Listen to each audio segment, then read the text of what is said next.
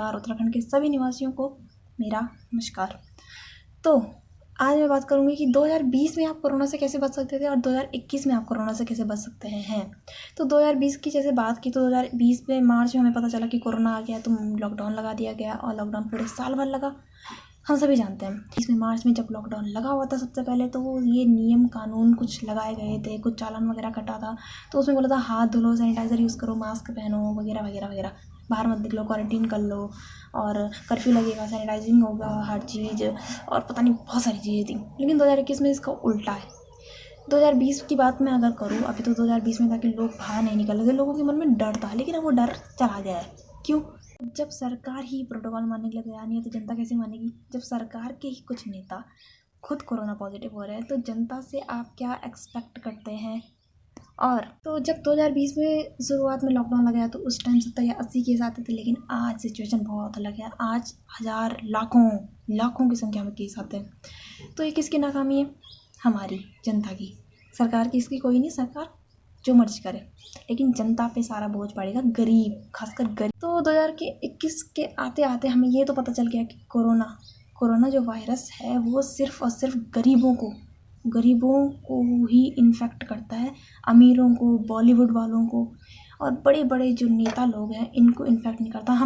मैंने तो खैर एक भी खबर नहीं सुनी कि कोई नेता या कोई बॉलीवुड एक्टर या कोई एक्ट्रेस जो कोरोना पॉजिटिव हुए हैं लेकिन मरे नहीं हैं। 14-15 दिन के बाद वो ठीक हो जाते हैं और उनकी चौथी पाँचवीं रिपोर्ट अचानक से पॉजिटिव आ जाती है और अचानक से नेगेटिव भी हो जाती है होम आइसोलेशन में रह के।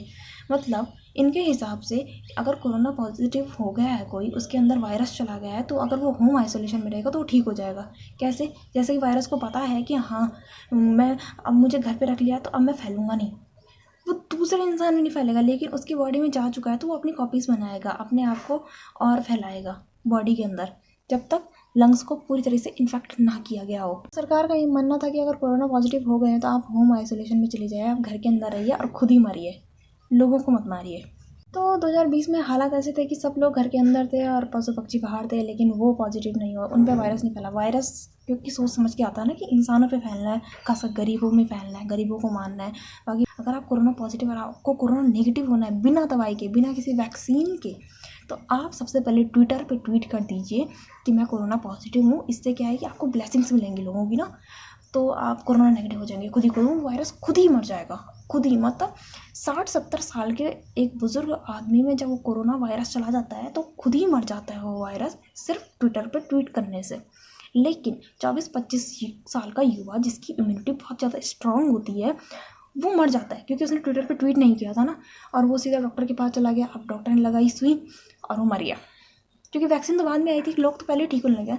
और गजब की बात ये थी कि 2020 में 99% तक रिकवरी रेट पहुंच गया। तो 1% में कितने लोग मरते हैं क्या, पता नहीं भाई। इसी के साथ साथ हमने ये भी देखा कि जब कोरोना पॉजिटिव कोई बॉडी आती है किसी हॉस्पिटल में और उसकी डेथ हो जाती है तो घर वाले नहीं लेते उस बॉडी को, ना ही हॉस्पिटल वाले उस बॉडी को घर पे देते हैं। क्यों? क्या पता कुछ कालाबाजारी हो रही होगी, कौन जाने। किसे पता कि हॉस्पिटल के वार्ड के अंदर किसी बॉडी के पार्ट्स भी निकाले जा सकते हैं, लेकिन खैर कोई ध्यान नहीं देना चाहता। आप मर गया तो क्या मार दो, क्योंकि सुबह ही पॉजिटिव हुआ है और शाम तक उसकी डेथ हो जाती है। मतलब एक दिन में एक वायरस ने इतना ज़्यादा रेप्लिकेशन कर दिया कि वो एक दिन के अंदर ही मर गया। और लोग मतलब ट्विटर में एक दिन आज पोस्ट करते हैं और 10-15 दिन बाद ठीक, और जो लोग हॉस्पिटल में सुबह पॉजिटिव हुए हैं शाम तक उनकी डेथ हो जाती है। वाह, बड़ा अजीब वायरस है। जब सरकार चाहती है, जिसे सरकार चाहती है उसी पे हमला कर देता है, उसी को ही मारेगा और उसी को ही ठीक करेगा जो सरकार चाहती है। बड़ा ही आज्ञाकारी वायरस है ना, जब सरकार चाहेगी तभी एक्टिव होता है। जब चुनाव आने वाले होंगे तो तब एक्टिव हो जाता है अचानक से। बाकी ठंडियों में ठीक रहता है, गर्मियों में फिर से एक्टिव हो जाता। कौन था वो बुद्धिजीवी? मुझे उस बुद्धिजीवी को जानना जो बोल रहा था कि गर्मियों के टेम्परेचर में कोरोना वायरस मर जाता है। साइंस। तो 2020 में था कि मास्क लगाइए, क्योंकि जिन देशों ने मास्क नहीं लगाए वहाँ तो कोरोना जैसे फैला ही नहीं होगा। तो सरकार को ऐसा लगता था कि जो लोग मास्क लगाएंगे, जो लोग सैनिटाइज़र का यूज़ करेंगे, जो लोग सोशल डिस्टेंसिंग फॉलो करेंगे, उनमें वायरस नहीं फैलेगा। ठीक है, तो आपने 21 दिन का लॉकडाउन लगा के पूरा साल निकाल दिया लॉकडाउन में।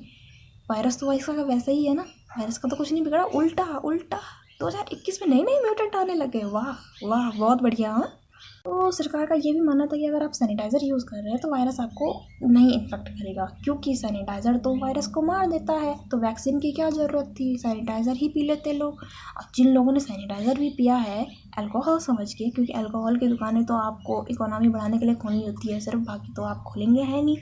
तो जिन लोगों ने अल्कोहल समझ के सैनिटाइज़र पी लिया वो तो मर गए, उनका वायरस नहीं मरा। लेकिन साथ साथ मतलब कोई भी वायरस होता है, सरकार को बच्चों की इतनी ज़्यादा चिंता हो जाती है कि बस कोचिंग सेंटर बंद करा दो, तुम स्कूल बंद करा दो, कॉलेज बंद करा दो, बाकी हर चीज़ खुला रखो। बात करेंगे तो 2021 में जो ये वायरस है ना, ये सिर्फ गरीबों को आता है, गरीबों को ही आता है ये वायरस। और जैसे ही गरीब जाएगा किसी हॉस्पिटल में वायरस की चेकिंग कराने के लिए तो वो पॉजिटिव ही निकलेगा, वो नेगेटिव हो ही नहीं सकता।